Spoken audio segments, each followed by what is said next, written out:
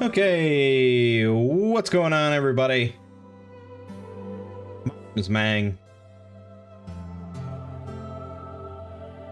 Today, we're gonna be playing another board game on TTS, another solo board game. As I sort of continue my foray into, I don't know, basically, I guess, sort of dungeon crawlers, story-based, narrative-based board gaming. Yeah, so the one we're playing today is a pretty exciting one, I gotta say. This one's called Madara. Unintentional Malum. Malum, Act 1. Of apparently a proposed 3 acts. Now this is, of course, a Kickstarter game. Let's see how well it did on Kickstarter. 2.5 million. It's pretty solid. So that was a Kickstarter in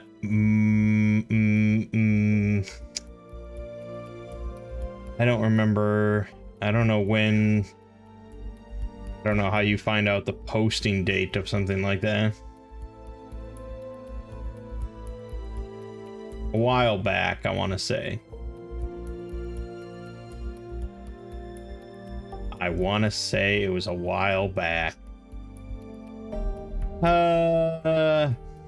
Yeah, at least a couple of years ago. Probably longer than that. Oh yeah, definitely longer than that. All right, I'm not gonna, whatever. Yeah, so a while back. They've only put out 1 act so far. I believe. They've only put out 1 act so far, which is plenty of content. What they're apparently planning 3 total acts at some point. It is a dungeon crawling board game. Very narrative focused. There's the big focus on story. You can see here just like all the text that's going to be going. So paying attention to the story. Paying attention to the story is going to be really, you know, the plot. Paying attention to the plot is critical.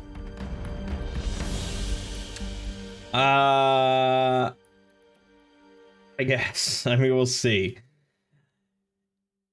Yeah, I mean, I've read through the whole rule book, so I do know a lot of the rules, which is good, but I don't really know how the game's going to go. It's going to be kind of interesting. It sounds cool. It sounds like fun.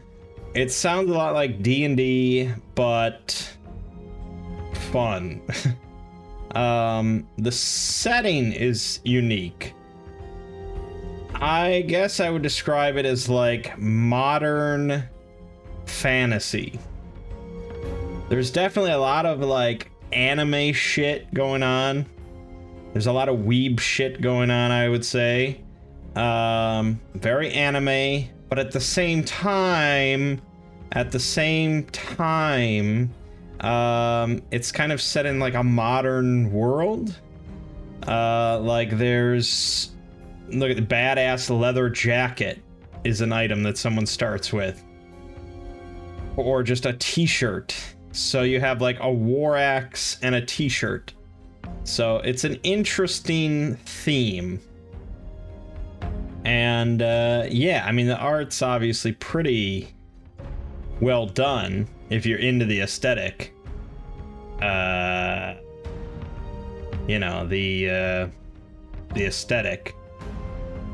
So yeah, I guess, I mean, so I could tell it's a 70-page rule book, so I was like, I'm gonna need to read some stuff before we start. So I read through the rule book mostly, aside from like the stuff that I'm clearly not gonna get to for a while. And I think we just sort of start reading through the campaign, the adventure, and just see how it goes.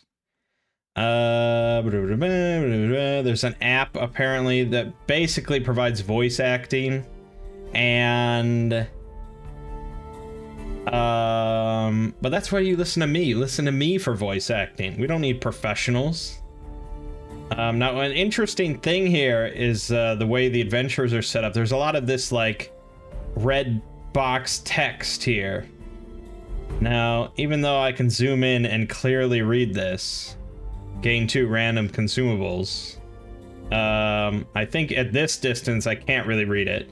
And you're meant to go like this and hover this little thing over it, and now you can read it clearly. So yeah, I won't zoom in because that spoils it.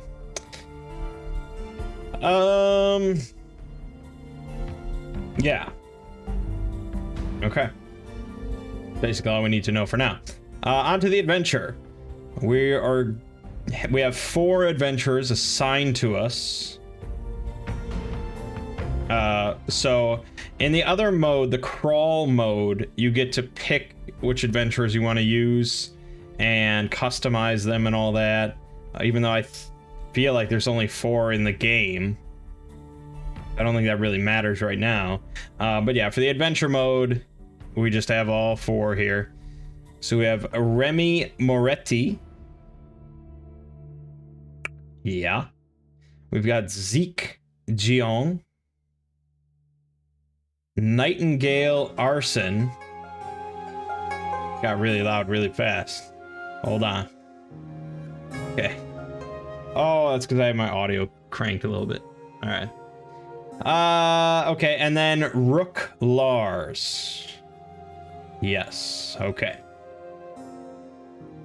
Blah, blah, blah, and we are going to begin. A nice beholder-esque art that's not a beholder. Before the mast. Nightingale crept almost silently through the crowd, eyes fixed on her target. There were at least 100 of her fellow students there, thronging about and chatting excitedly in their teams of 4. Her victim wasn't watching anything but the cigarette in his fingers. He didn't stand a chance. Air rushed around Nightingale. She jumped and latched onto Zeke's back with both arms. Zeke! Her voice came out somewhere between a squeal and a screech, loud enough that a few nearby students turned to stare.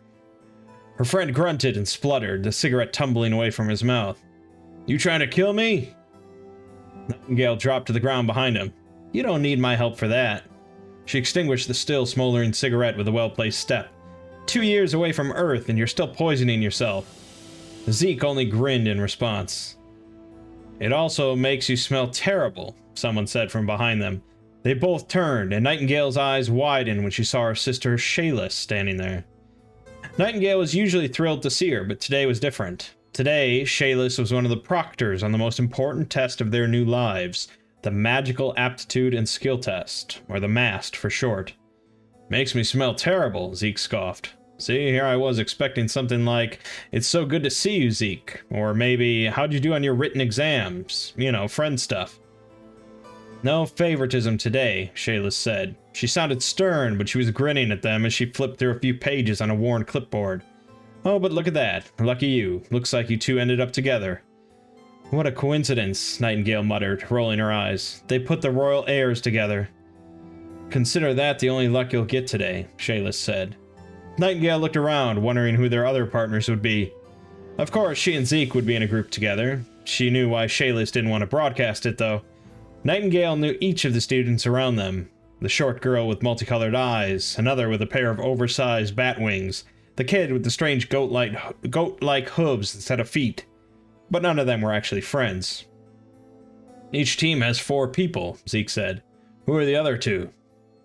Rook Lars and Remy Moretti. Shayla frowned at the clipboard for a moment, then shrugged and tucked it under one arm. You need me to point them out? Nah, we're good. Zeke briefly rested one hand on Nightingale's shoulder and pointed toward the largest student in the assembly hall. I see Rook there.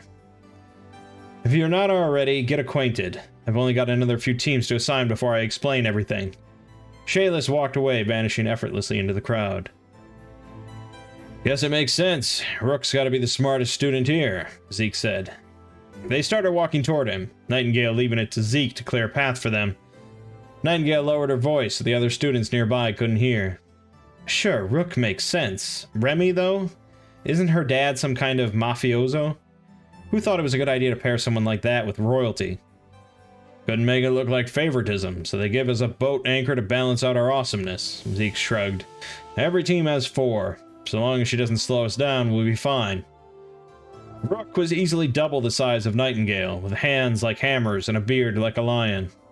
Hey, Zeke, Rook called. They met with a bone-cracking embrace. Remy stood just behind him, arms folded awkwardly in front of her. She looked up, smiling politely and extending a hand. Hey, I guess we're together for the test, Princess Nightingale, Arson, ma'am. Remy peered at Nightingale through impressive multicolored dreadlocks.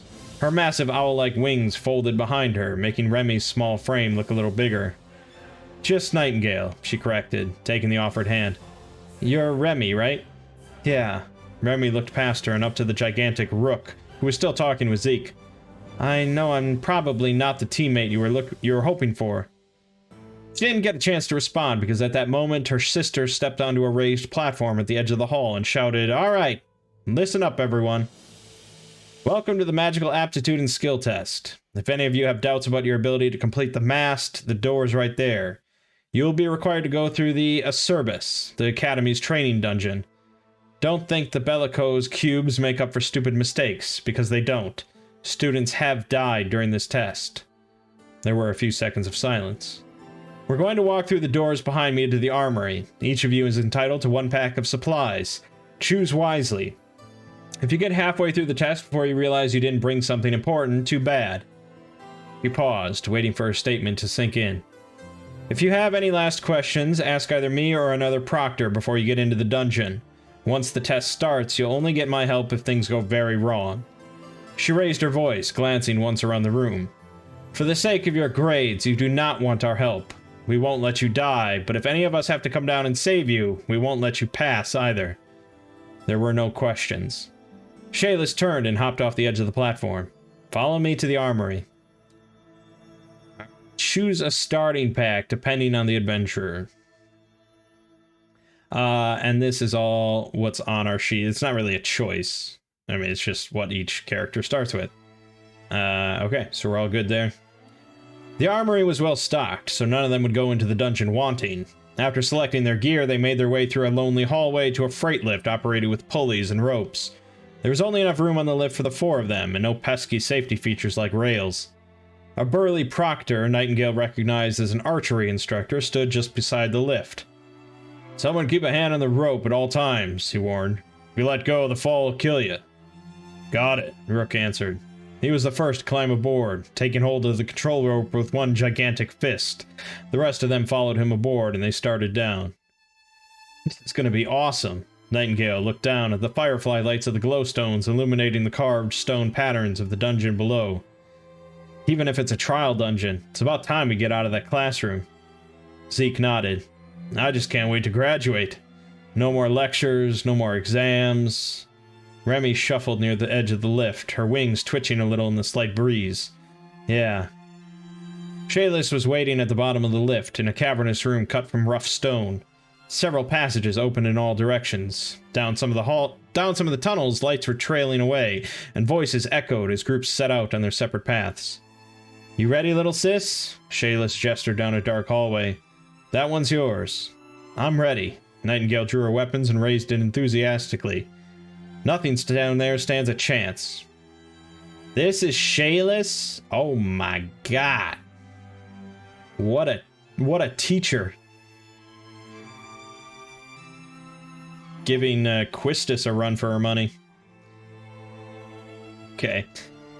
I'm sure it doesn't. Shayless reached out, wrapping one arm around Nightingale in a quick hug. Shayless turned, meeting each of their eyes slowly. Take care of each other. Your team shares one grade, so your citizenship depends on it. She hopped sidelong onto the lift platform, tugging on the rope. The rickety elevator started to rise, taking her with it. Good luck. Zeke waved at her as she disappeared. He turned and headed toward the indicated pathway. His expression wilted as he got his first look of what waited for them. Damp stone, thick cobwebs, and the smell of decay. Let's get this over with. They left the first room behind, the sound of squeaking metal pulleys fading into the distance. The stone was thick, too thick to hear what any of the other groups might be doing. Soon enough, they were left with nothing but their own footsteps and the light of their glowstones. They didn't have far to go before they reached the first of the Bellicose cubes. It was a small relic, only about a foot across and set into the stone wall of the cavern. Intricate carvings of Kruor magic pulsed with red light as they neared the basin at the front. I always hate using these things.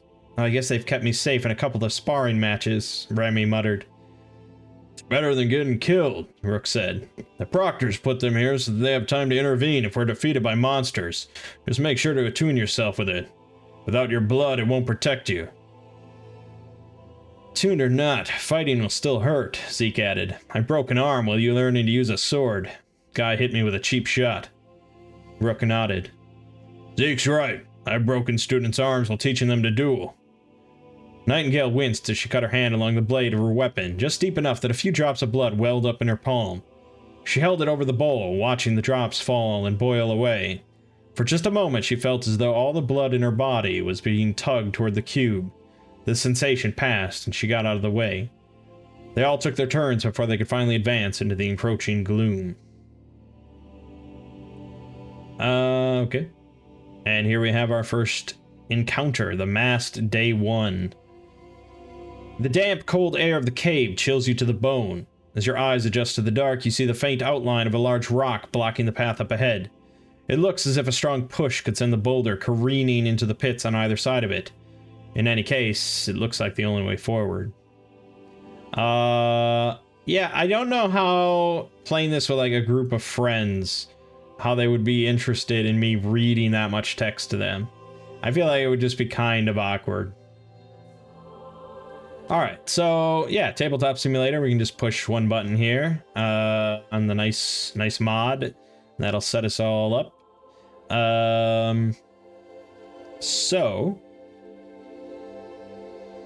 our win condition is for one person to end their turn on this blue exit tile. In which case we will we'll have a different narrative, obviously. But it's not, I don't think it's just like, yeah, redo the scenario. So that's nice. So we are all starting on this left edge. We've got Remy, Zeke, Nightingale, and Rook. Okay. There's a movable rock right there in the middle of the map. You can make a strength skill check in order to move it into an adjacent unoccupied space, such as those pits that are there. And will be graded based on how many turns it takes us, or how many rounds it takes us. Yeah, alright. And that's it. Okay, so I need to explain a few things, I suppose. First of all, terrain. So red stuff, anything bordered in red is obstructing terrain, so you can't move into it, and it blocks line of sight. The green sort of hashed border is hindering terrain, so it's costs more movement points in order to move out of it. And I think if you're attacking into it, it's a little bit harder.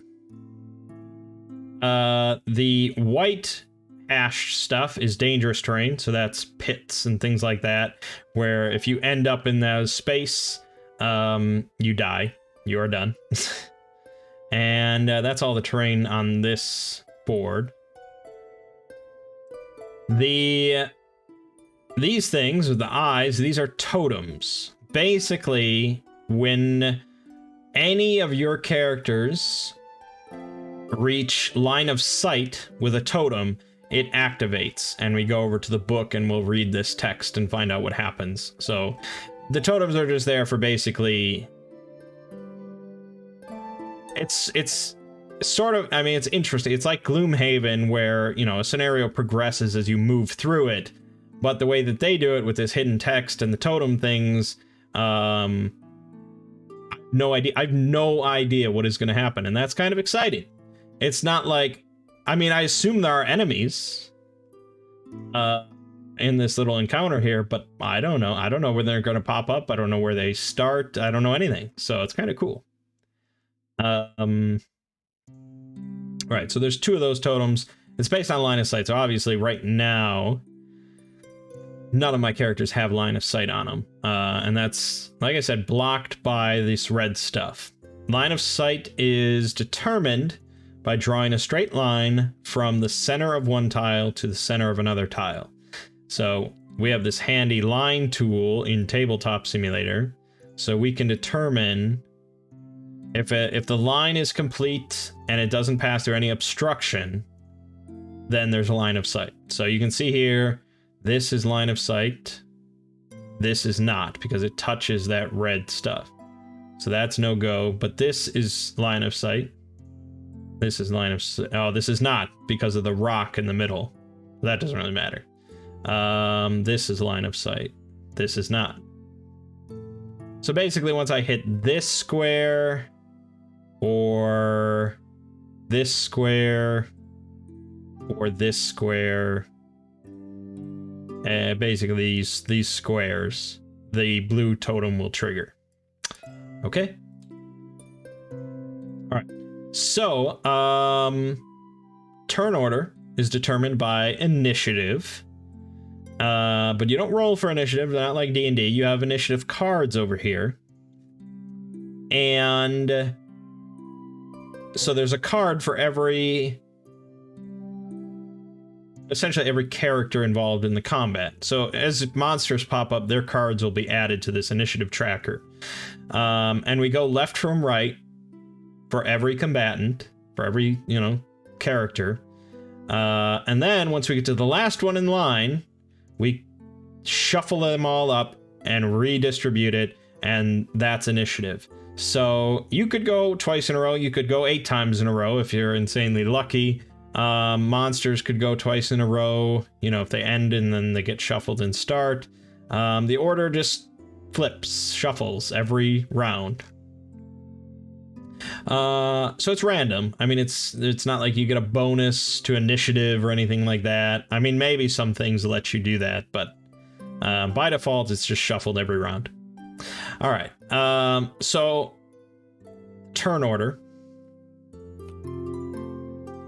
This is the adventurer turn order. So we're starting, of course, with Remy. She's going first.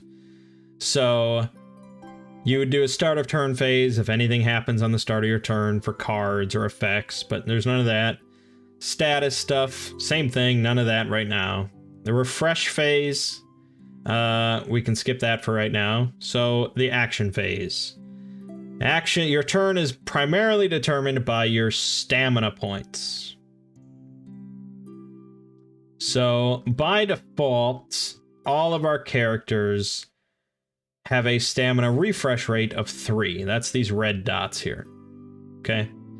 So we each start the encounter with 3 stamina points. Every round after this, we will recover 3 stamina points if we've used them, up to a maximum of 5. So we can bank up to 5. Stamina points are used for basically everything, as you can see by this reference. So movement costs 1 stamina point. Attacking costs 2 stamina points. Doing a special encounter action like looting a token, that's 1 stamina point. Re-equipping, we don't need to worry about that, but mainly moving is 1, attacking is 2.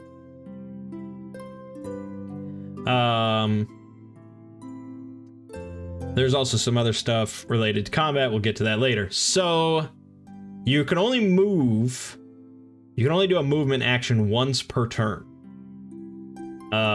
You can spend more SPs, more stamina points, during or after that movement in order to move a bit more, but you can't break up your movement, and you only get the 1 movement action. So you have to be pretty certain when you move exactly where you want to go, and if you want to move a little bit farther or not, because that's it. Once you stop moving, that's it for the turn, unless you have some other special cards or effects.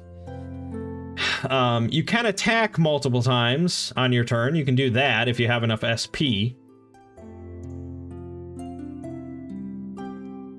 So like Nightingale, she has a special ability once per encounter where she can gain 2 SP. So she could move for 1 point, then attack for 2 points, then use her special ability to get 2 stamina points back, and then use that again to attack again. So yeah, it's all stamina points, and they come and go. She can also drink this beer. This is alcohol. So she could drink this beer to gain a stamina point at any time. So that's how it works. And like I said, next round you gain back 3. So if you use 3, that's sort of the standard rate of using 3 every round, but you can bank them up to 5. Okay, so before we dive into all the equipment and what all that means, I think we should just start moving, because we want to find some enemies. So Remy has to go first. I can't pick and choose. She has to move first. So we're gonna spend 1 stamina point in order to do her movement range, which is 7. By default it's 6, but her shirt for some reason gives her an extra movement. So she can move 7 squares. Yeah, and that's just a normal thing. You cannot move diagonally, so this is going to be 1, 2, 3, 4, 5. Let's go 6 and 7. Now that's going to trigger the line of sight. Yep, that is triggering line of sight. So we're going to read the blue token thing now. The blue totem text. As you approach the boulder in your path, a scurrying sound echoes from the other side of the chasm. Spawn 2 cave sickles on any normal terrain space adjacent to the blue totem. Your heart sinks as you hear skittering coming from behind you as well. You whirl around and find yourself facing 2 more cave sickles. Spawn 2 cave sickles on any unoccupied normal terrain space on the south side of tile UM11. Alright. So we need monsters, and I don't know if there's like a button to push to spawn that. I don't think so, but we need cave sickles. Cave sickles. And cave sickle. 1, a 2, a 3, and a 4. I don't know if there's like...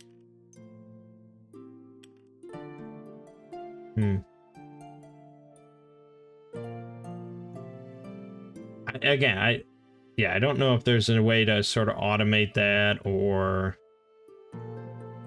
make it a little smoother, a little easier. So for now, I guess I just do it all manually, as if I was actually playing a board game. All right, so 1 and 2 are gonna be on normal terrain adjacent to the blue totem. So adjacent can be diagonal. So just do that.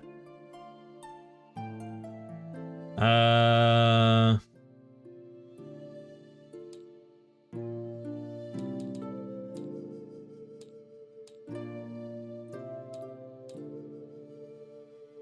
thought, hold on, maybe there was a...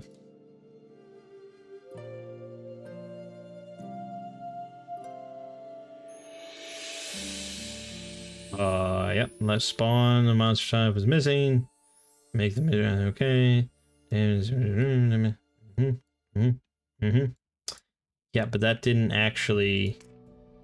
Oh, you can just click... Oh. It already exists on the board. Right. Okay, hold on. I want to try deleting these then. And there's a little button here.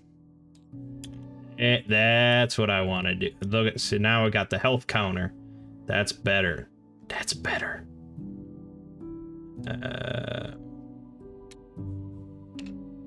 There we go. Okay. We're cooking now. We're cooking with grease. There's one. There's two. The other two are going on the unoccupied normal terrain space on the south side of UM11, which is right here. So she's right next to them.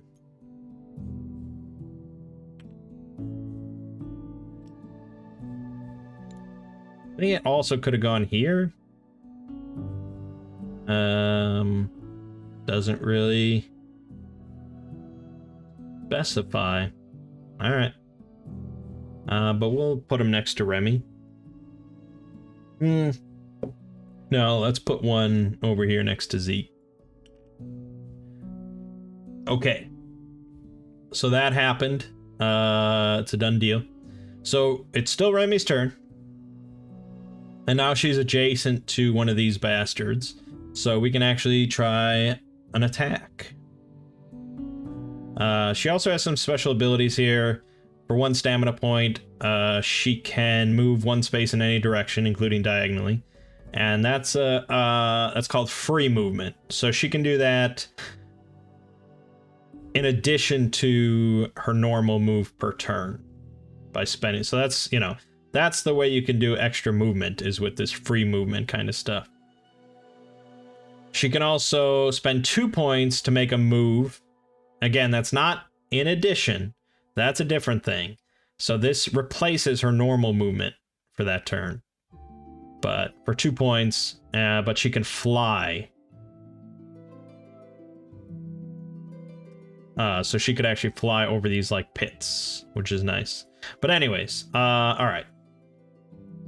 So we're going to be spending 2 stamina points to attack this thing next to us using her war axe.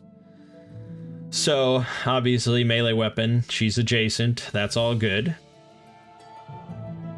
And how this works is typically you're always going to roll 2 dice when attacking. It just depends on the quality of the dice. So that's what all these colors are.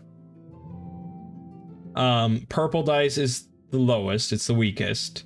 White is better, orange is better, teal is better, red is better, so on and so forth. So, rolling 2 purple dice is basically the lowest you can get. It's pretty shit. But different things might let you upgrade one of those dice or both of those dice, and you might roll 1 white and 1 purple, which is better than 2 purple. That's basically how it works. So her war axe lets her roll 2 white dice in order to do an attack. So we got 2 white dice, and let me pop open the attack order, page 43. Hold on. All right. So we've chosen a target. We've built her dice pool of 2 white dice. It's pretty simple. Then you can choose to empower her dice. By the way, this looks far more complicated than it actually is. So empowering, some effects let you do this automatically. For most people, though, you have to spend a stamina point in order to do this during an attack. She doesn't have any stamina, so it doesn't really matter. When you empower, you get to add this black die to your attack, which can be very good. It can add a lot of useful symbols to your attack, lets you do a lot more damage potentially. But if you roll a 1 on the black die, if you roll this skull, you just miss. It doesn't matter what else you rolled, you missed. And without the black die, there isn't really a way to auto miss. You might not connect with the hit, but the skull is just like, fuck you, I don't care what else you rolled. So we can't empower anyway, so it doesn't matter. All right, so we got our 2 white die. That's all we're rolling. And then the target has a chance to dodge by spending stamina point, or if they have some other thing.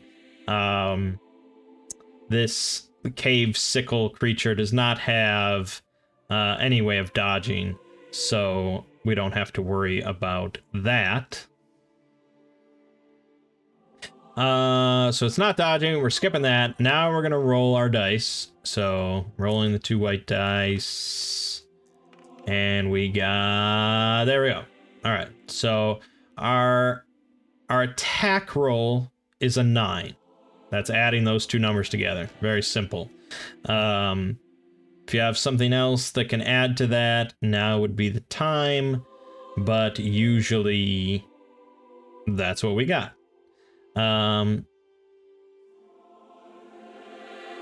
Yeah, it's a 9. So then we're gonna go over here and we're gonna look at this bad boy's defense, which is 8, listed right there. Now these things have this thing called hive mind here, where they get stronger the more of them that are together within what they call the SOI, the sphere of influence. Basically, if they're within like 4 squares of one another and they have line of sight on each other, they are stronger. But that's not the case here because they don't have line of sight. So yeah, it's just 8 defense. We rolled a 9, so it does hit. So then you determine damage. And the start of that is subtracting your attack roll, our 9, from their defense. Or no, subtracting their defense from your attack roll. So 9 minus 8 is 1. So right now our damage is just 1, which isn't very impressive. He has this discipline, this martial discipline, that has a passive thing where all her attacks gain +1 physical damage. That's pretty good. So that bumps her up to 2.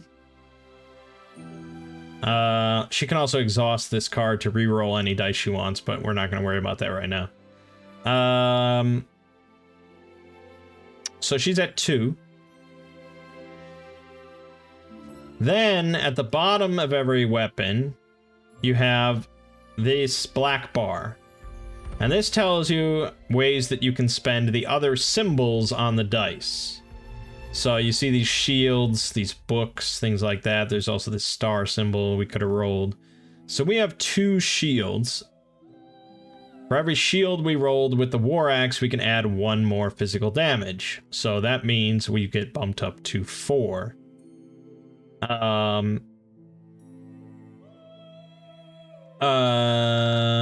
If we exhaust the War Axe, we can also use books, the book symbol, to add another physical damage. So we could use this book symbol to bump us up to 5 physical damage. But we'd have to exhaust the War Axe to do that. And we wouldn't get it. I would get it back, I guess, next turn. Yeah, I have not played, so some of this is going to be a bit new. Yeah, okay, so we could do that. Basically, we get this effect once per turn then. Exhausting any card doesn't have any effect on it whatsoever, except that you can't exhaust it again until it's unexhausted. So, say we exhausted the Hammer Helm, we'd still have the passive effect. That would still apply. If we exhausted the War Axe, we could still use it, if, you know, we could. So there's not much reason for me not to exhaust it. But I think that would bump us up to 5 damage. And at that point, you check its armor, of which it doesn't have any. So this would do 5 damage to this.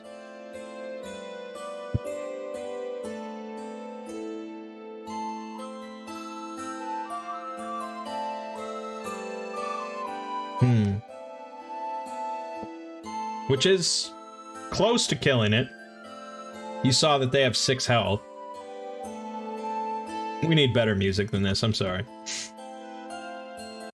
Hold on. Let's go back to Dark Souls music. The Dark Souls music is good. Let's get some of that. There we go. All right. So I could reroll all my dice in order to try and kill this thing. I also have items that I can use.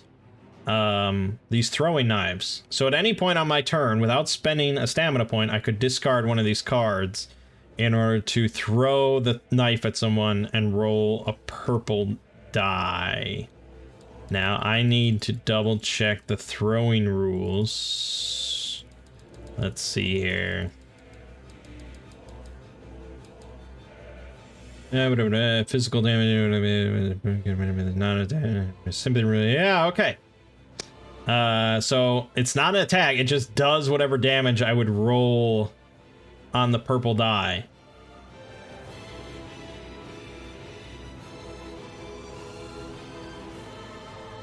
Which seems kind of good. So purple die for reference here. I could do 1, 2, 3, 5, 6, or 7 damage with it. I need to like double check this. This sounds crazy.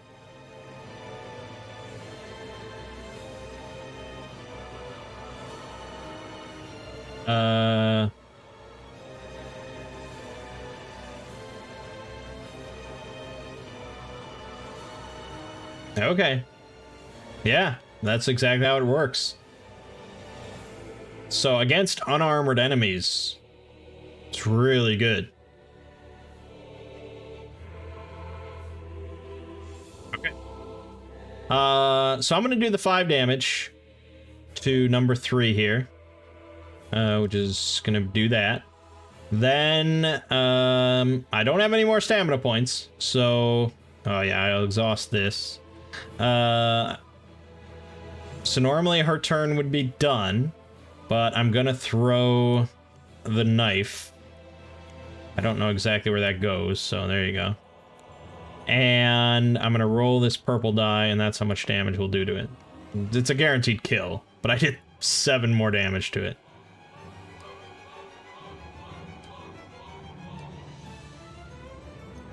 So that's dead now. I think maybe you can...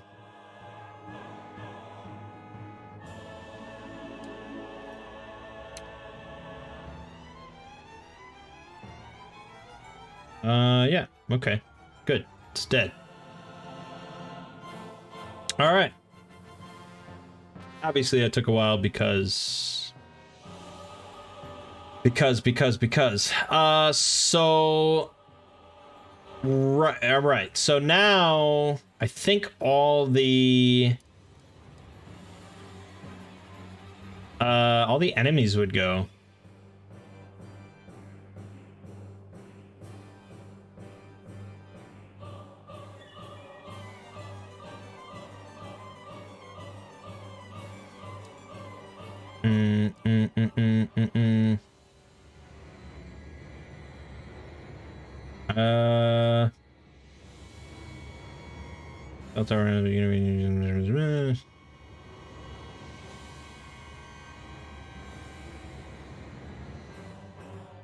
I read it somewhere.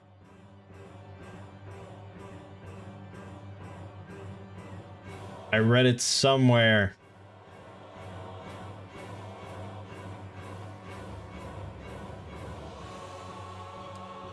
I don't know. Something with spawning, the spawning rules or something. Shit.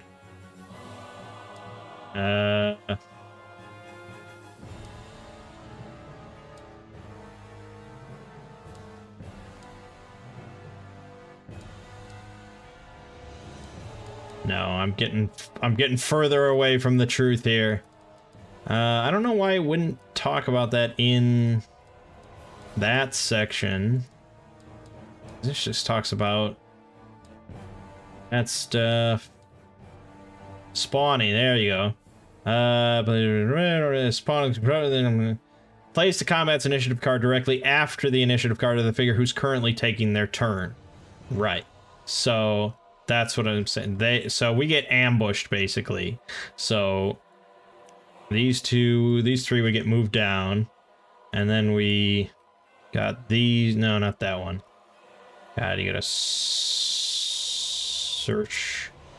for the cave sickle. So there would be the order. They would get ambushed. Remy got to finish her turn, which helped, but that's what it is. Okay, so Remy's done. Next, cave sickles 1, 2, and 3 all get to go. Luckily, I killed 3, so we can just do 1 and 2. And how enemies work is that they have basically an order of operations. So it's kind of like Kingdom Death Monster in like how it determines a target. It's the same sort of thing, but for different actions. So they have different opportunities depending on the state of the board. So first for them, we check, is their opponent adjacent? And then we'll look at number 1. No, there isn't an opponent adjacent, so you move to the next one. Is there an opponent within range 4? So you can check, is there anything within 4 squares? No, there isn't. So then you go to this one. Can it move and attack an opponent within range 4? So can it move 6 spaces and attack something within range 4? Keeping in mind that it can't go through obstructing terrain and it can't fly. So basically, could it go here and hit Remy? Which it can't because this would obstruct a ranged attack. So in that case, it doesn't do shit. As far as I understand, if none of the things are true, it won't do anything.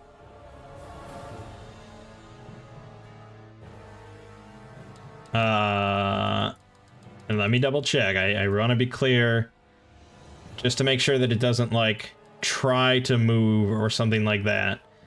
I just want to know that it won't do shit.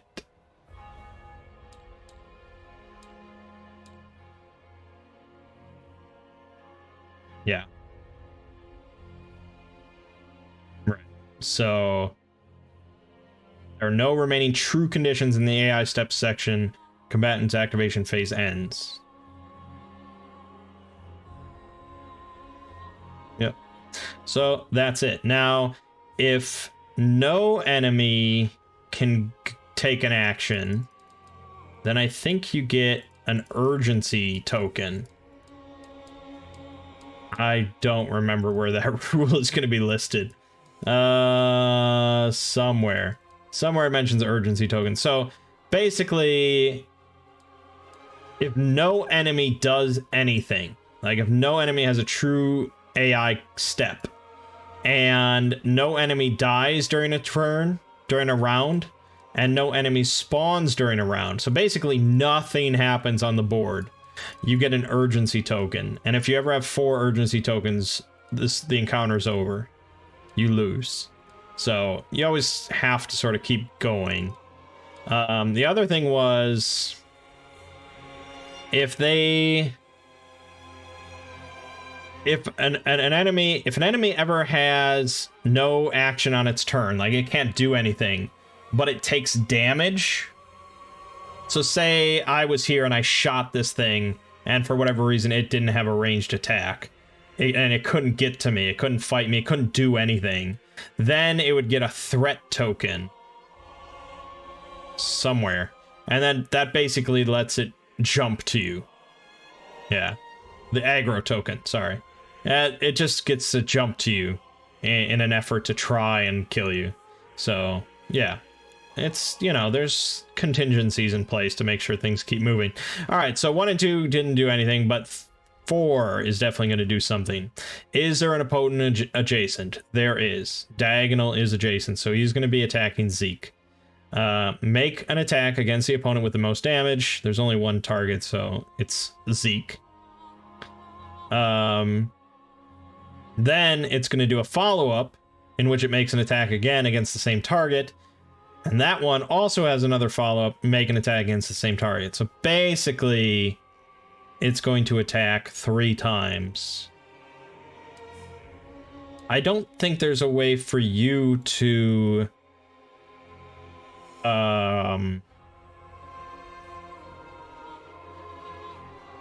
Yeah, I don't think there's a way for you to, like, avoid a follow-up attack. It's not like, oh, if you dodge the first one, there's no follow-up. It's just, there is.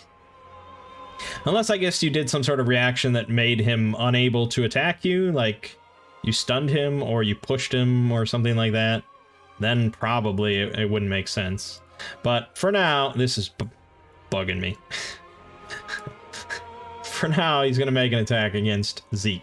So we basically follow the same steps as if one of our characters was attacking. So, let's go back to that. So we're going to build his dice pool. Enemies can't choose to empower. They either get to be empowered or they're not.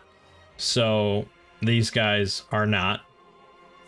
So there's no one else within his sphere of influence.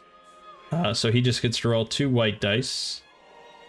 Then I get to, if I'm Zeke, I am Zeke, I can choose to dodge.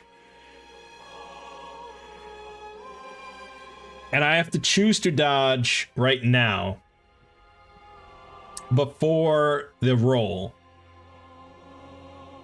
And that costs 1 stamina point in order to dodge. And that's the interesting thing, is that I would spend that point before Zeke even gets his turn, meaning he would start his turn with 1 less stamina than normal. Which is a bummer. Definitely. Because, you know, being able to move and attack, that's 3 stamina points. So it's kind of important to have the 3, but you have to choose to dodge before the dice roll, so you don't really know if you need to dodge, you know, if it's going to be that devastating. Because he could completely kind of flub it. He could roll basically like this. He could roll 5 or something, in which case I'd be fine. I'm going to choose not to dodge, but if I did, I'd basically roll a black die, and I would add whatever number it was. I'd add the shield's icons to my defense. So this only has 1. This would add 4, which would be great. But okay, I'm not dodging, so don't worry about that. So he's going to make his roll here. I'm going to just click this. There you go. That's perfect. So he rolled a 5. That's matched against Zeke's defense, which is a 10, as you can see here. Because normally it's a 9, but his item here gives him +1, so 10. 5 is definitely less than 10, so we don't even go to the damage step because he didn't make an attack. He didn't hit. Oh, here we go. If the attack missed, the attack immediately ends and skips the follow-up step. And I think it probably... Yeah, okay. So, perfect. So he doesn't get his follow-up. But if he did hit and the follow-up missed, he would not get the second follow-up. He wouldn't get the third attack. So, all right, that works. So missing equals no follow-up. Alrighty, and that's it. Now, I can, if I wanted, as Zeke, could counter. So, countering, basically, if after everything, if after armor and all that, after dodging, whatever, if you did not actually take damage from an attack, you can then spend 2 stamina to counter, which basically means doing an immediate attack against him. If you dodge as part of that, so if you've dodged and you're not dealt any damage from the attack, then counter only costs 1. So it doesn't really matter much, I guess. Whether I countered or I just did my turn and just attacked him normally, it really wouldn't change anything right now. So I'm not going to bother countering. But I could. All right, so they are done. So now it is Zeke's turn. Zeke, of course, is going to attack this. Zeke is dual wielding short swords. So when you attack, you get to add all the dice for all the weapons you're using, which is basically going to end up at 2 dice. So, and even if I was only using one of these short swords, I would add a purple die just to make sure that I'm rolling 2 dice. You know, that's how it works. So either way, these added together is 2 purple dice, which isn't great. That's basically what you'd get if you were unarmed. But we look here, they each have combo light, which means that if you have another light item equipped, you get this combo effect, which means I can exhaust it to reroll 1 dice and finesse white. So that means, since I have another light item equipped, this dice gets upgraded to a white die instead. And since obviously they combo off of one another, they both get upgraded. So I roll 2 white dice. And I can exhaust either of them to re-roll stuff. I also have this martial discipline. If you have 2 one-handed weapons equipped, make an attack. And I was really confused about this at first because I was like, okay, don't you get to do that anyways? Isn't that just what your attack is? But really what this means is instead of spending 2 stamina, which is what I'm doing now, I can instead just exhaust this card in order to do it. And so since I just realized, of course, that you can unexhaust every round, there isn't really much reason not to do this. So I'm going to exhaust this in order to make the attack instead of spending 2 points, which is great. Now here I could spend 1 to empower, and I think, yeah, for the purposes of being interesting, let's do that. So I'll spend 1 stamina. We're going to add the black die, and we're going to roll all of these. Hopefully we don't get that skull. We did. Now I believe I can the black one counts as a combat dice. Yeah, because it's added to my combat dice pool. So, all right. So we're gonna exhaust one of these short swords. There's really no reason not to, as I thought it was a bit trickier to unexhaust, but it's not. All right, perfect. So this is a good freaking roll. So our numbers here are 11. Remember, the cave sickles have 8 defense, so 11 minus 8 is 3. That means we're already coming in with 3 damage. Then, for short swords, we can spend 2 shields in order to add 2 damage. We have a total of 7 shields here, so we can add 6 damage on top of that. Yeah.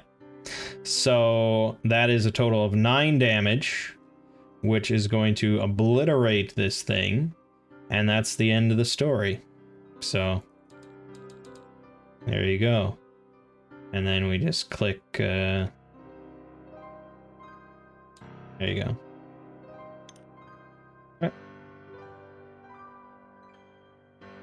So that was good. That was pretty good. And then he can spend a stamina point in order to move 6 spaces. So 1, 2, 3, 4, 5.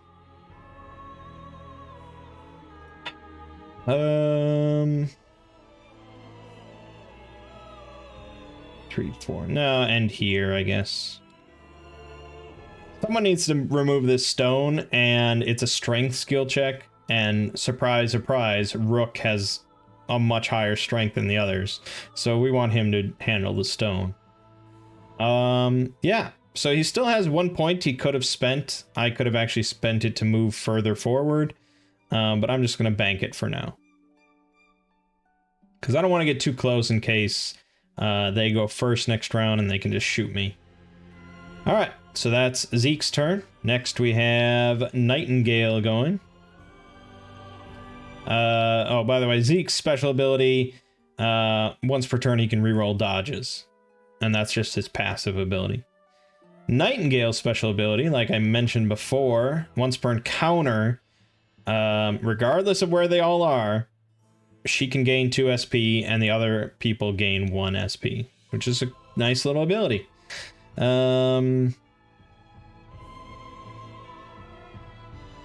Yeah. None of her stuff really matters right now. So we're just going to spend 1 SP in order for her to move 7 spots. 1, 2, 3, 4, 5, 6, 7, I guess. I'm being a little squeamish. You can move through allies, although I think it costs you 1 extra.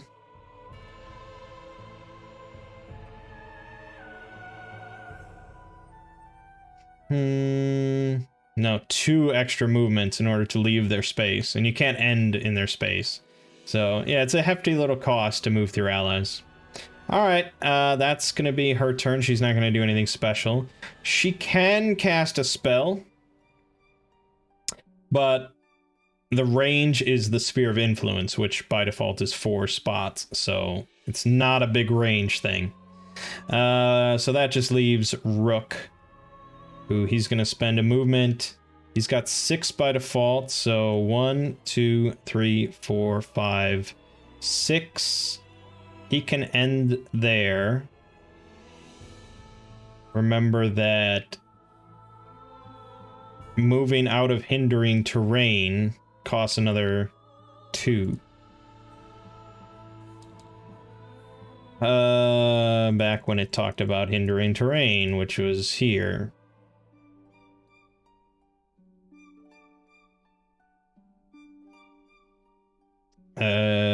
Yeah, right. So I could spend another stamina point to give him the extra 2 movements so that he could end here, but then 1, 2, 3, 4. I think he could be shot.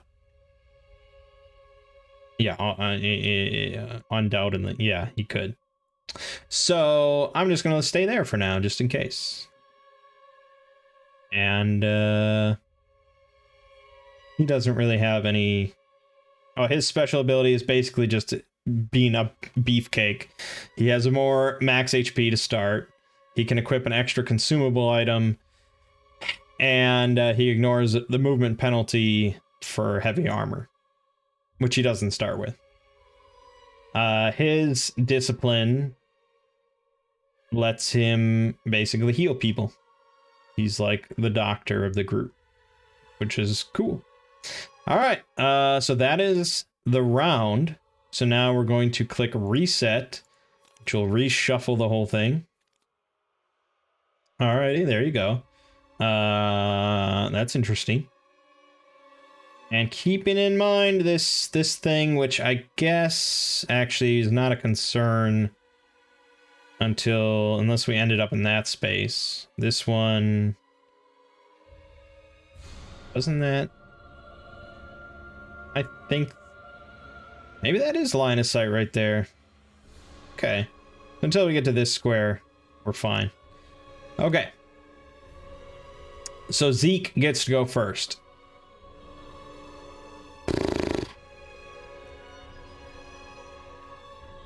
Sort of problematic. He'd have to move through Rook, who's in hindering terrain.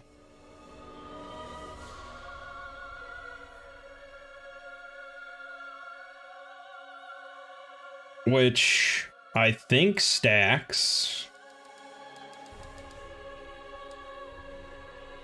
Oh, it does not stack. Okay, so it's just 2 extra movement in order to get there. So that would be 1, 2, 3, 4, 5. Now, this is interesting. You can jump in this game.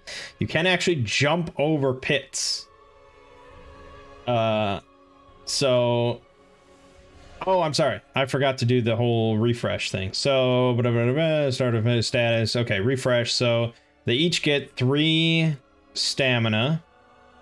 There we go. There we go. There we go. Anything that was exhausted becomes unexhausted. So, like so. Okay. Right, and now I can go. All right. So, yeah, you can jump. It's dangerous, though. It's a dice roll. It comes down to a dice roll. And if you fail while jumping over a pit, you're pretty much dead. Now, there's a couple additions to this, though.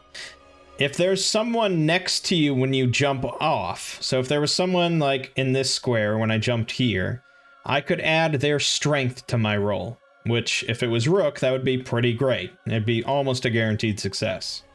But, I mean, that's not going to happen. Also, if there was a character next to where I was landing, so if I was trying to jump here and there was someone here, and I failed, they could make a roll to basically grab me and save me. But, obviously, that's not going to happen. So, if I wanted to, as Zeke, I could make an attempt and jump across this pit. It does require more movement points. It's basically an extra 2 movement for every spot you're jumping over. So that would be an extra 4 there. Or no, that would be... So you'd count the 1 for that, I think. I'd have to double check the jumping rules. I was like shocked when I saw you could do that. That's so badass. It's just not something you expect to see. I don't remember where those rules are. It's a big rule book. I'm sure I'll memorize every location after a few sessions. I definitely missed it. I'm not sure. I would have thought it was under, like, more rules. Other important rules. Jumping, there it is.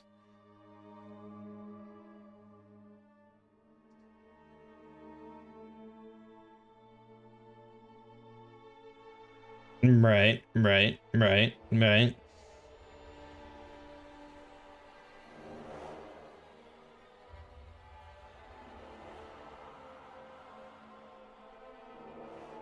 Oh, okay. So no, it doesn't require extra movement points.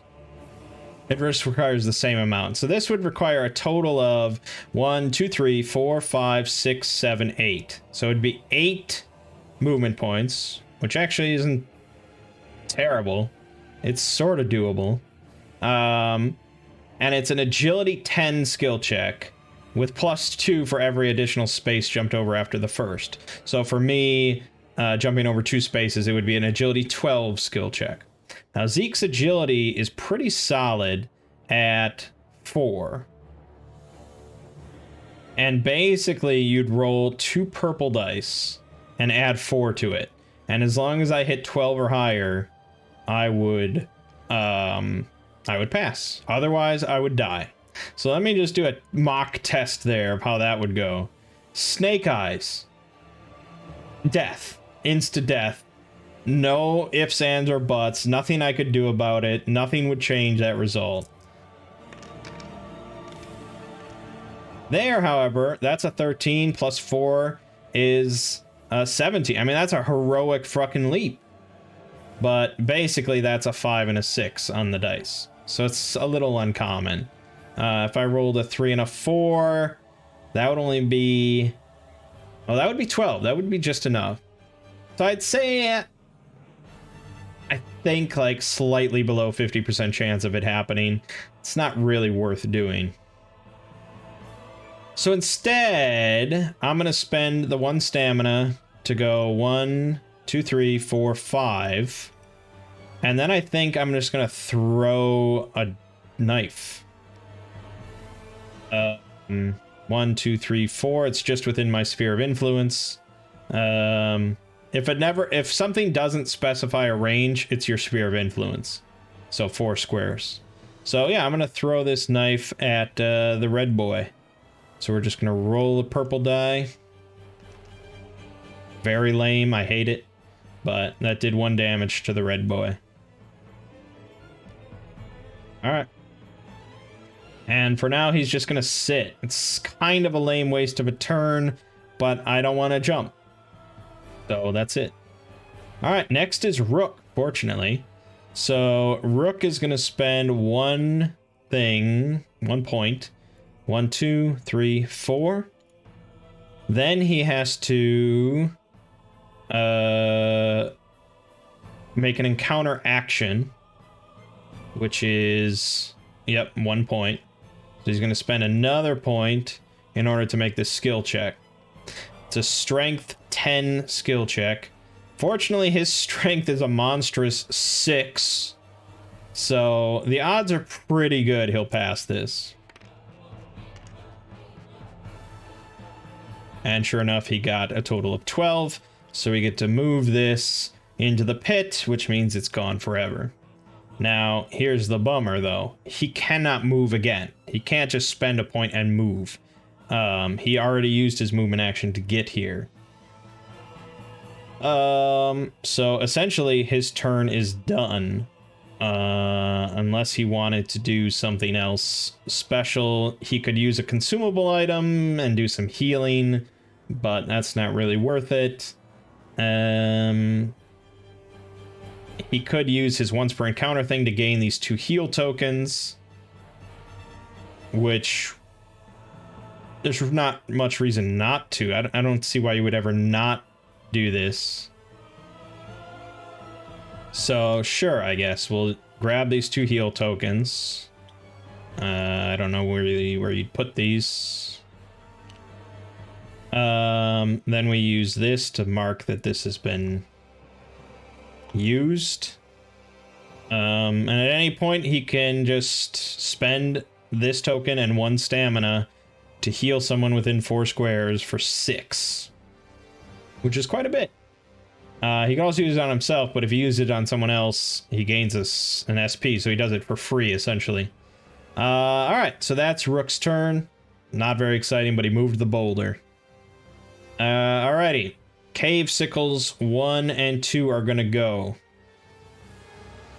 So, again, there's no one adjacent. That's what it is. There is someone within range 4, though. Actually, there's 2 targets within range 4. Now, sometimes it will specify, such as, like, do an attack against someone with the most damage. But here is just someone within range 4. Since there's 2 possible options, it's whoever went first on the initiative. So it's going to be targeting Zeke, unfortunately. So yeah, we're going to be making a range 4 attack against Zeke. There is someone else within... There is another Cave Sickle within his sphere of influence, since they're right next to one another. So he actually gets to upgrade one of his dies to an orange. So again, I wish you just had a sheet of the attack order, or the whole attack sheet. That would make things a little... I'll get the hang of it very soon. I'm pretty sure I know what to do. He can empower. Basically, Zeke chooses to dodge at this point. I think I will choose to dodge. So he's going to spend a point, especially because his turn's already done anyways. And he would go over his max. So, yeah, makes sense. So, I'm going to make the dodge roll. So, we're going to roll this. Alright. So, I got 2 squares. So, I get to add those, or 2 shields. So that bumps my defense up to a 12. I can exhaust the leather jacket to re-roll it. I can also do my free re-roll every turn. I could. I mean, there's better things on here like the 4 shields, but I might also get stuck with no bonus. So we'll stick to that. Defense of 12. Let's click this to roll his.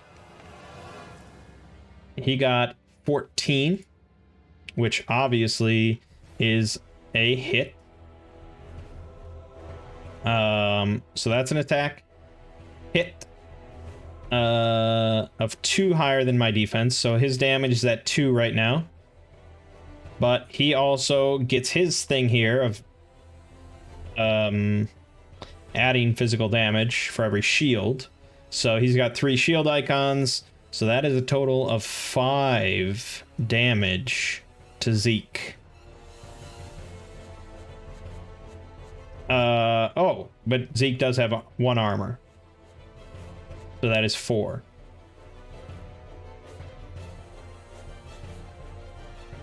Yep, that's all correct. Now he does have the leather jacket, however, to reduce physical damage dealt to you. Oh, only from melee attacks, though. That's what that symbol means. Melee. So, no, it is 4. That is the final number, 4. He has 16 max health, so it's not the end of the world. He can also discard this on his turn to heal 3, but I'm getting ahead of myself. Okay, then it's got follow-ups. Then move to be adjacent to the opponent with the most damage within movement range. Now, for that, there's only one target, because he won't kill himself in the pit. So he's going to move here next to Rook. And then he's going to make an attack. And if that connects and does damage, then he'll follow up by inflicting poison. Force 9, and I'll get to that if we get to that. So, all right. We're doing another attack. Rook will probably also dodge. He can use the Cuirass once per encounter ability to ignore all physical damage dealt to him. But I'm still going to have him roll a dodge. Just for the hell of it. There's no penalty. I mean, yeah, I rolled a skull. There's no penalty for that. Not like I take extra damage or anything. Okay. All right, he got an 11. My defense for Rook is a 10. So that would do... that would do 1 damage. He did get some symbols there. He got 2 shields, so that becomes 3 damage. But Rook, Mr. Armor, has 3 armor. 2 from his Cuirass right there. And because his Warhammer combos with another Warhammer, he gains 1 more armor from that. So technically, this attack does 0 damage. And because...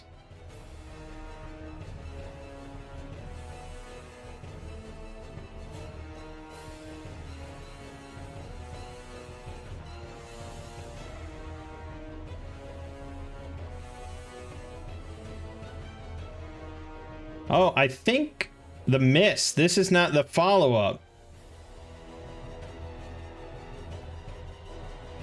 I think even though it does 0 damage...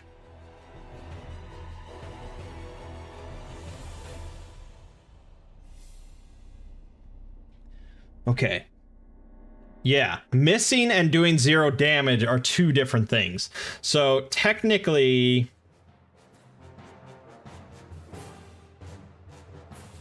Technically, this creature would get to do his follow-up ability to try and poison me.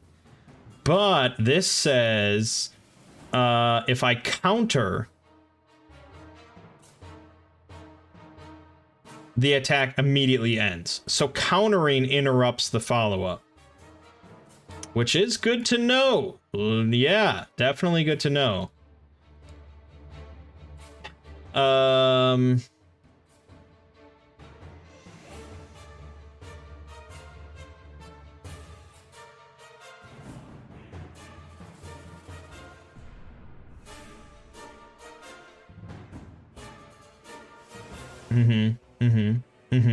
Uh-huh.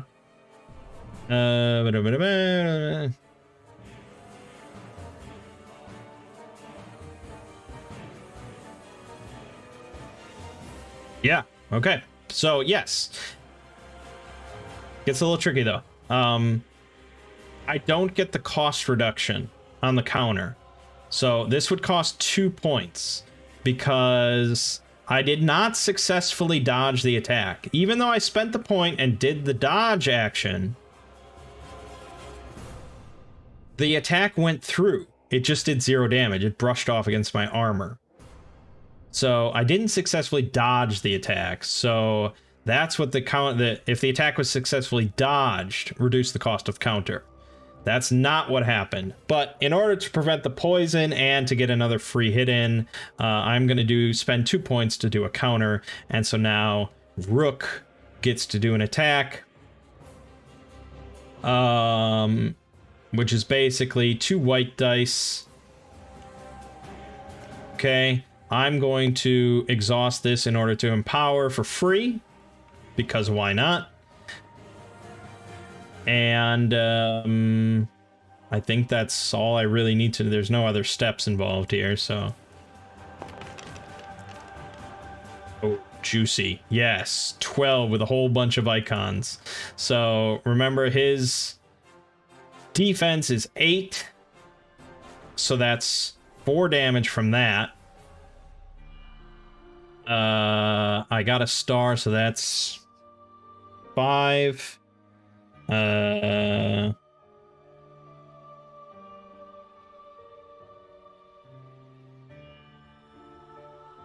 Hold on.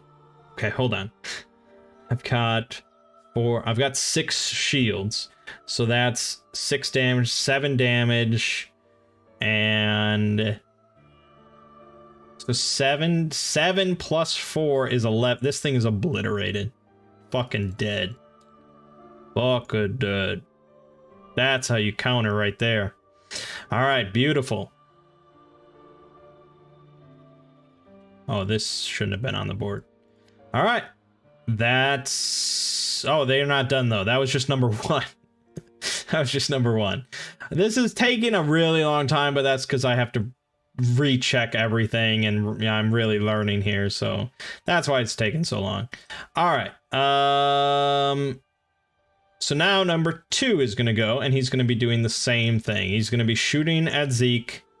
Wait a minute. 1, 2, 3, 4. No. 1, 2, 3, 4. He can only shoot at Rook now.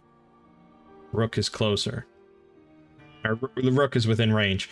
So this is going to be a ranged 4 attack against Rook. I cannot dodge, so we just have to accept it. But he doesn't get the bonus, so he's just rolling 2 white dice.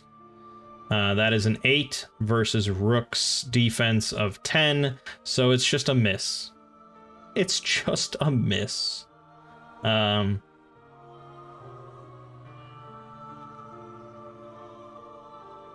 So this then part is not a follow-up. It's different. This is part of his AI. So he gets to do this regardless of that attack connecting. So now he's going to move here. What time? Oh man, I'm hungry. All right. And now he's going to make the physical attack, the melee attack. So same thing. 7, big miss. So there he does not get the follow-up because it's just a straight up miss. And that's the end of that turn. I could counter if I had the stamina or if I had some ability that let me counter, but I don't. So that's it. See, that went a lot faster, didn't it? All right, Remy gets to go now. Remy's over here. She could fly. If I spent 2 points, she could fly, but then she wouldn't be able to do anything with the flight. Not that she can do anything anyways, so I don't think she actually has much of a turn here.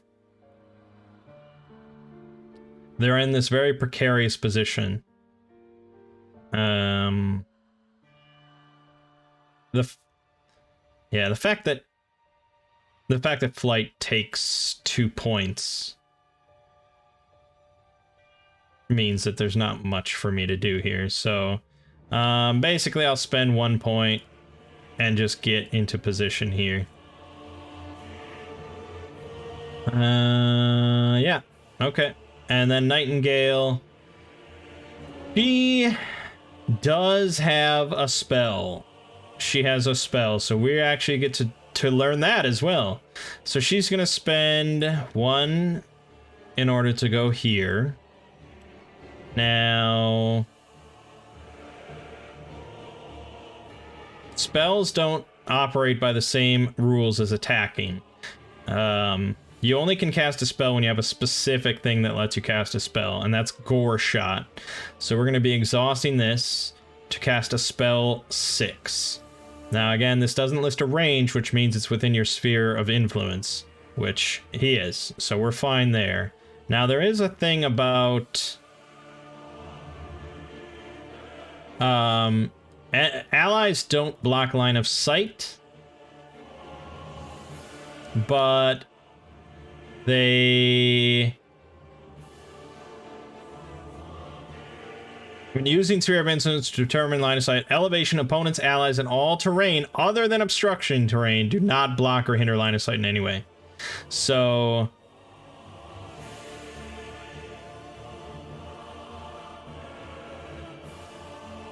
sphere of influence is different than line of sight. So I'm not obstructed anyway when doing this. So how this works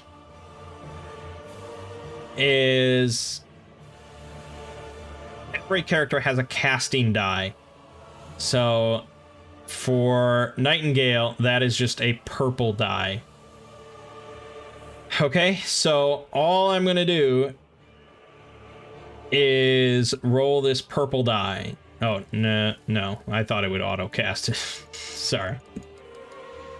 Hey, there's no, okay. I'm just gonna roll a purple die, and because she has the magic talisman, anytime she attacks or casts a spell that targets an opponent, she gets to empower it for free. So I'm gonna roll both of these. Perfect. So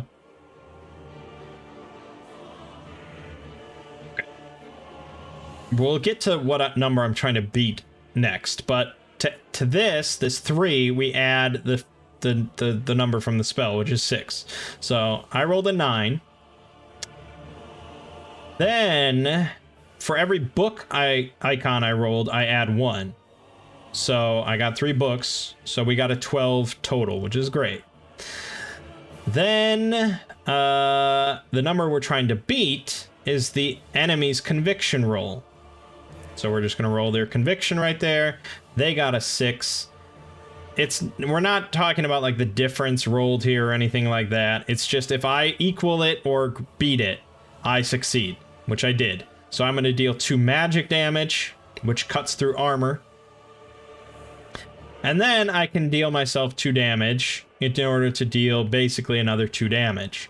Which I don't see a reason not to. She's got 17 fucking health. So I'm essentially doing 4 damage to this thing. And that's that.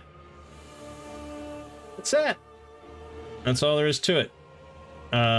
Technically this is exhausted. Okay, and that's her turn, and that's all she's gonna do. That's the round. So now we reset. Alright, Zeke gets to go again. In this case, I might actually jump. I get to add Nightingale's strength to my to roll, which is only 3. Why is it 3?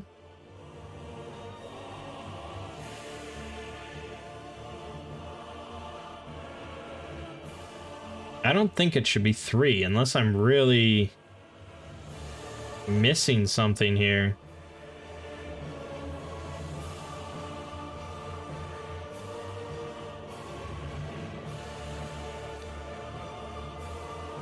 That must be a misclick I did somewhere.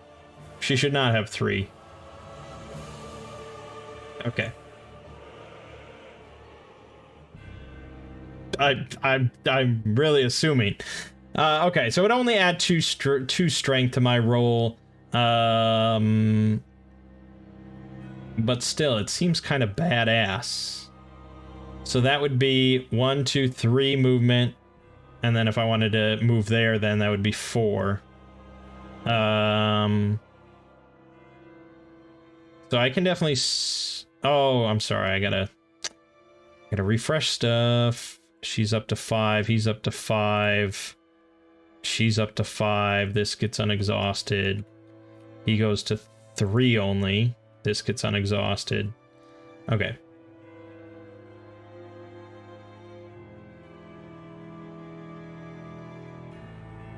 Yeah, I mean, it just seems cool.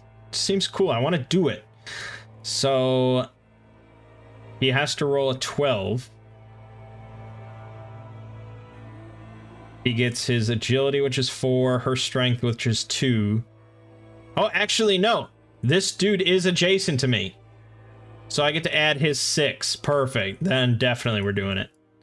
So I'm adding 10 to this. I don't think I can even fail. No, I definitely didn't fail. So whoop, jump, move, stab. Yeah, boy. Yeah. All right, cool. I'm not gonna bother empowering because I don't want to miss. I don't need to do that much damage. We're rolling 2 white dice. I definitely did miss. I definitely did miss. I can exhaust these both to re-roll though.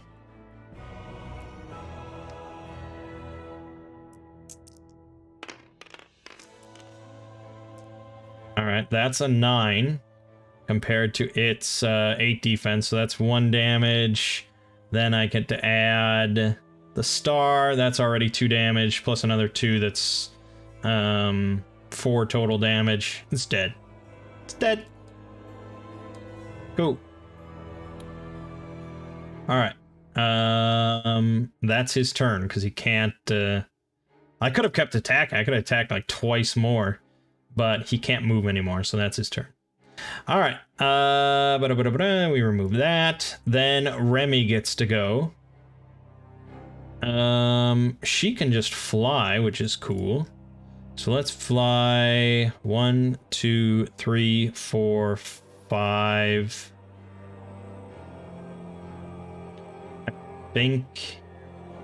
I don't know if the totem immediately interrupts anything. That would be potentially something to look at. Immediately activate when line of sight is drawn to it.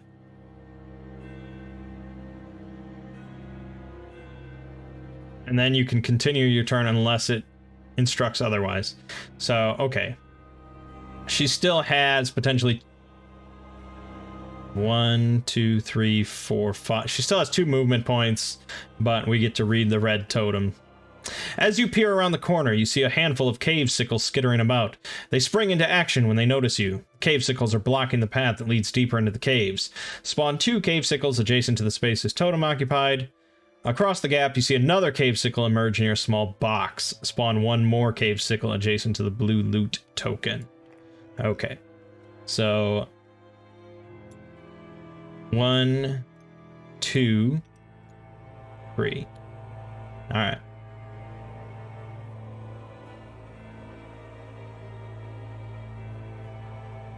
Yep. That's all correct. And so we're just putting in this first group. If we had activated this before we had killed all the sickles, that means we would have brought in this other group as well. So as it stands, it's just the one group. And actually, it doesn't go there, does it? It would go here. This is going to be a long video because I actually want to finish this scenario. Maybe I shouldn't. Maybe I should just end it here and do a second video. Because I'm definitely doing a second video. Alright, yeah, we don't gain anything by finishing it off. Let me finish Remy's turn at least. Yeah, so she's still got 2 movements, so we're going to go here. And then she can start beating and eating. Yep. She's gonna spend 2 points to attack the thing with her war axe. So that's 2 white dice. She might as well spend the last one in order to empower. We can maybe kill this thing in one shot. Ooh, I like the look of this. I like the look of this. Let me just glance here. She can exhaust this to reroll any dice she wants.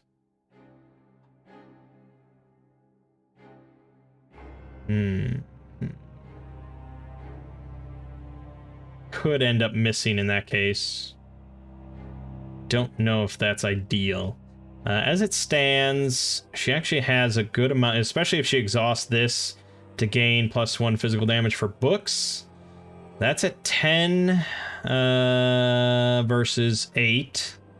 So she's already doing 2 there. Boy. Shields add 1, books add 1. So that's 4, 7, 8. +2 is 10 damage. Yeah, it's dead. It's obliterated. Let's just... Shit. There we go. Done deal. I like that.